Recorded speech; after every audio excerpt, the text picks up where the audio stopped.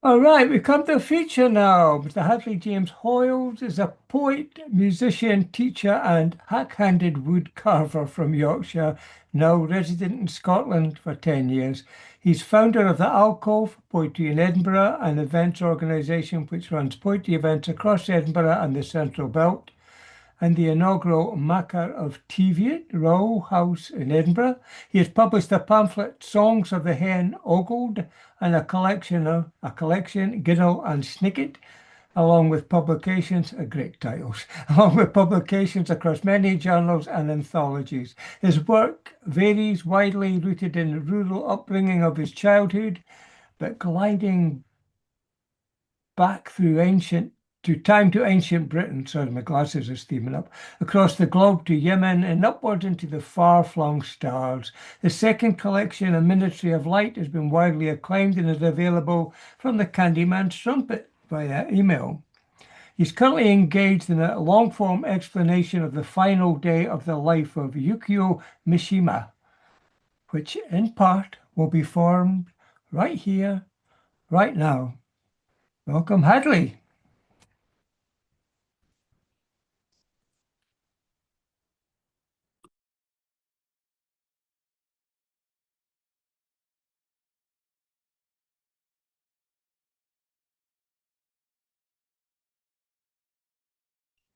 Hi folks, can you see me? I just totally dropped there and I was starting to panic. Okay, right, cool. Thanks for having me on and happy birthday to Blot. It's really nice to be in. And it's been lovely to hear everybody so far as well. I'll jump into it as quickly as I can. This is a fairly lengthy reading about the death of Kimitake Hiraoka, more popularly known as Yukio Mishima. So he it's potentially a performance art piece, potentially a political statement. People are still trying to kind of work out why he did what he did, but it was interesting. So I'm going to read you the first two segments of the poem. It starts with Bun, which is all about the martial and artistic trends of samurai era Japan. Matin's mist sweeps the city of Minato, a wellspring eager to ascend and bite the heavens. Brushed off by business and commerce, heaped coins and hullabaloo as holes are pressed on cardboard stubs, tired on their first and final outing. Legions of personage poured outwards through the city's arterial voids to rustle through banknotes, memoranda, machines of cloth and blood. Loyal to something, but unknowing. Such directing desecration of the spirit. All entry points have been clogged by breath weighted down by greediness, punching swords down into coins. Within chimeric walls, he stirs, uncoils from slate-grey slumber, rising to meet the rout. A silent house, no children even to sleep. Their sweetness was now gone from him forever. By their bedside, he allows himself to keep a little of the grieving father's play set on his face, their pillows slow springing back from tiny heads which left such tiny gentle dents. Their lives, he ponders, have played out well. Their nascence a true Zen nurture of childhood's garden, suffering pruned and given back to growth in floods of light. Light on their pillows, dust speckling the permanence of this, his final seconds dwelling on them, his offspring, the shout he was the seed for, thunder which brought on the rain. He clears off to the study to allow the sun to pour on in. They were streetbound now, ushered away with backpacks trailing tassels, searching for rainbows despite the time and Mama's earthly remonstrations, already skipping to a morning's pregnant brightness. So different to his own shadowed childhood. He worries he will do the same as his cleaved Obasan did unto him, spilling her darkness across his pristine soul, unmarred by failures anchored in the real, when life could have been his, safe in his mind, an unstained garden. Once she'd clambered in his head, next to him, entreating howls where shouts of joy should have sprung from him. His youth retracted, mind and body dimmed. Would grasping onto life in full embrace, singing, curtail their world so they must make their own? As he did, a circle mocking his purpose. The fingers which pushed Kiyowake into life and out to death brushed taut lips, which never would proclaim their love again. Their mother was the soil in which they grew, the measure by which they will evolve. He knew his bindings would stifle, chafe, and rattle, but that line of pure will force, enfleshing via steel and its hot roots invested into skin, will be a beacon, a guidance when their world warps back on them. No point in splitting hairs we cannot see.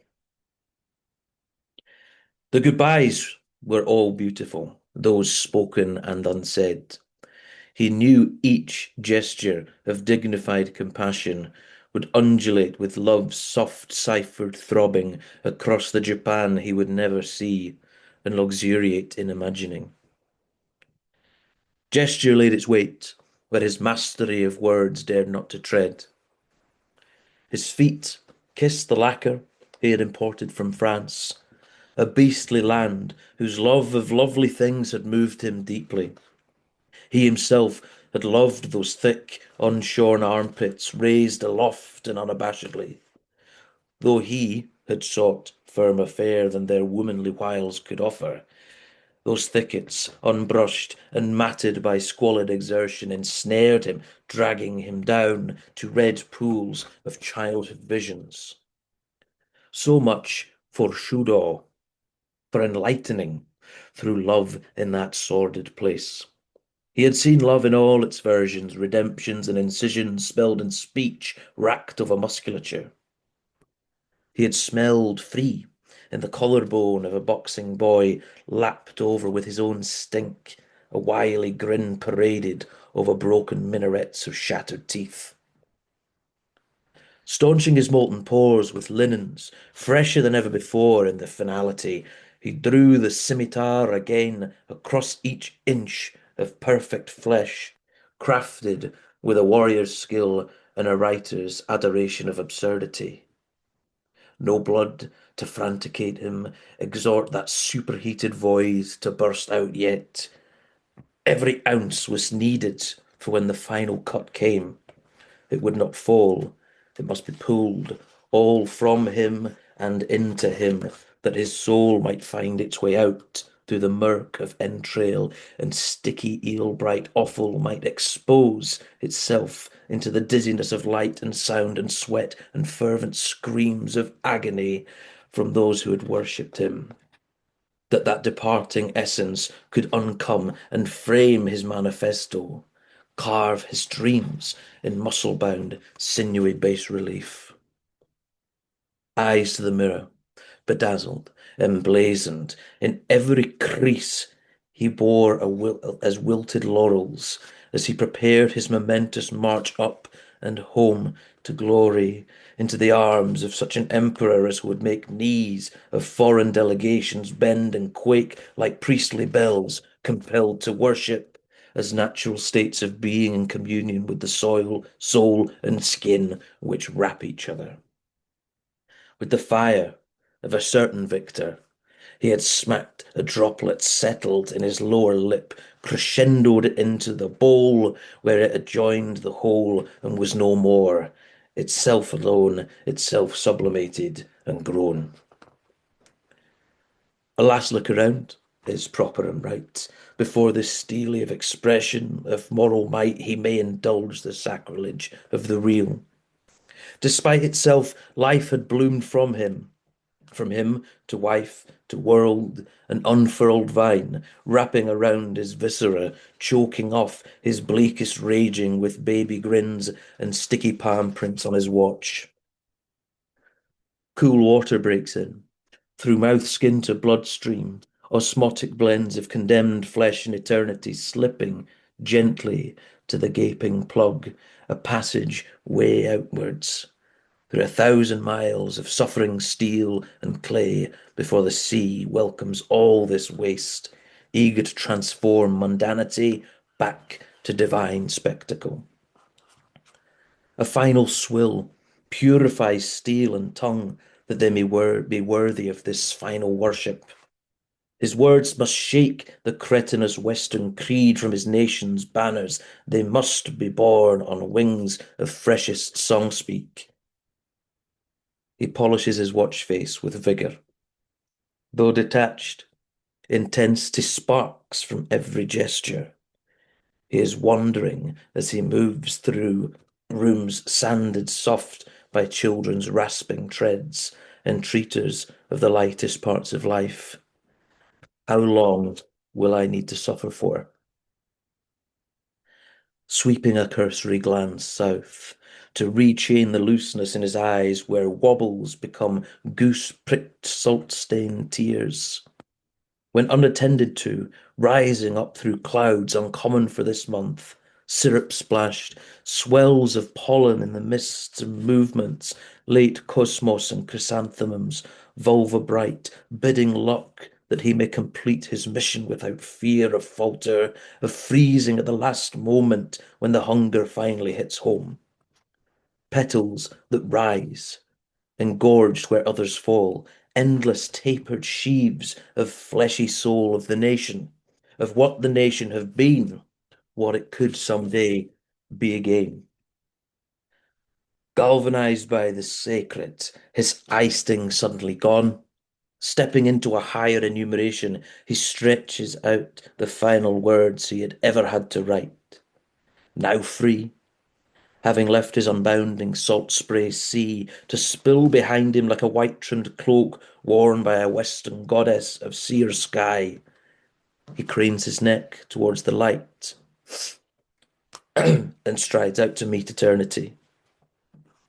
Stepping out, he hears a mahogany growl scudding at the slightest airing angle over a lobby he paid a lifetime for.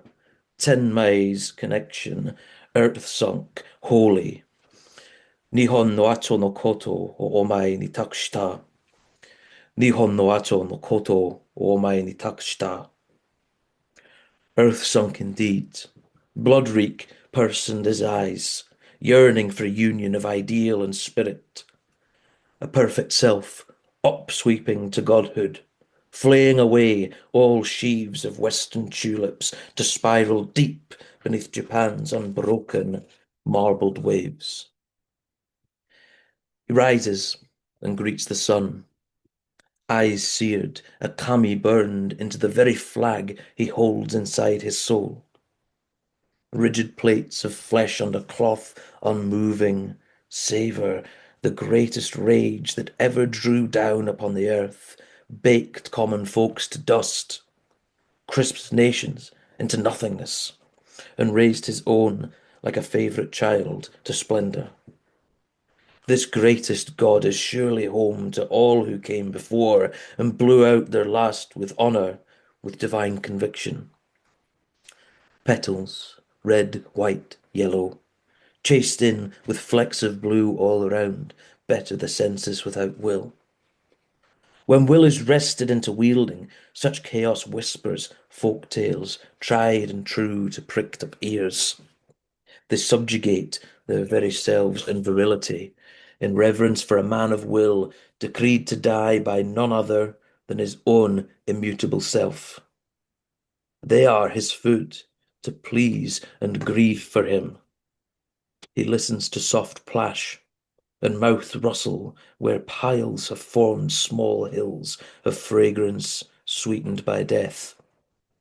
Myopic end, truthfully bearing on clouds of red, red replenishment, a giddy soul to heaven. They remember what is still here, he thinks, as he plucks a rose-head whole, rests on his tongue. Petal flesh there only for him, to bite a way out, locked in the mouth, an apotheosis of the earth's pain to bring forth beauty from dirt, mashing death's unsentimental coils with uproarious, untamable, magnificent explosions of life, whose clouds rain down sweetness, pollen most pure on grateful heads, soothing nuclear burns and igniting tender fires where one suffers, the dream boys one up. Certainty shrieks across his poise, rose saliva transfigured on his tongue. His purpose, through all the sweat of years, to mingle perfumed sweets of the land with his broiling blood. Thanks very much. I was going to do another bit, but I think with that delay, that's eating up quite a bit of time. So, do I call it there? You think, Finn? You've got a bit more time, man. Do more. Go more. Okay, right. Shoot for I'll all. shoot a little bit further. I won't do the whole thing, um, because there's a fair bit there left. I'll do a couple of choice parts from the second section, which is called Boo, which is to do with martial art and that as well. Skin meets sun, crisping, beatified and yielding to the change. One world gives way to an unbound other. Calamity is today's Oshiroi. Blanching the final version of the mask become a face in obscure dreaming. Tokyo's concrete streets become beams holding up a theatre, summoned from holes inside a soul residing in mirrors and trees, an iron concealed from fouling air which gives it rust to crust its perfect gleam. Shivers through culture represented by telegraph wires, shooting a buzz with eager, unspent news, like magazines which never run empty, despite ejaculation like clockwork. Today, I smashed the mechanics, carefully cultured and convoluted through renouncements and cowardly decrees of stuff over substance. I complete the siege I birthed through dreams of blood and semen as a baby doomed to die, then doomed to carry on through smoke and stink and sex until today. The siege will finish. The cornerstones decay.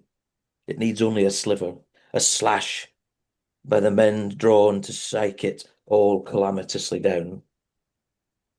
Too sweet to see, too wonderful to witness. I will not be when it comes to it. The inevitable it that flitted through my sleeping life since fear was named in my cradle, now some nameless grave we call the present. Soon, this outbred mutant barbarous traitor culture made crude by cuteness, flowers raised bloodless, will gasp out with one last raucous clause to staunch the blood that will not quit the turf.